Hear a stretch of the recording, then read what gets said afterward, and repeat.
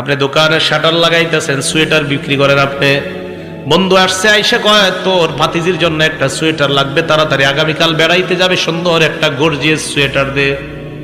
তো বাস খুলছে, খোলার পরে সুন্দর একটা সোয়েটার দিছে। সোয়েটার দেওয়ার পর কয় কত? অন্যদের থেকে থাকি 900, তুই 850 দে। তো দেওয়ার সময় কয় আর কইস না দোস্ত, মানুষ যা করে ঠিক মতো দামটাও দেয় না, কিনা দামটাও দেয় না। তোরে কইতাছে আল্লাহর কসম, এটা 800 টাকা দেখি না, তোর থেকে 50 টাকা লাভ করছে। সদরঘাটে খুঁজে দেখা যায় এটার দাম 300। কত? যদি হয় আর কি এরকম। এই যে মিথ্যা শপথ করলেন, আল্লাহর কাছে দাঁড়ানোর জন্য তৈরি হয়ে যান। বুখারী হাদিস নাম্বার 893। আল্লাহর সামনে আপনি দাঁড়াইতে হবে। আপনি মিথ্যা কথা বইলা আপনার পণ্য আপনি বিক্রি করলেন, কি এরকম হয় কিনা?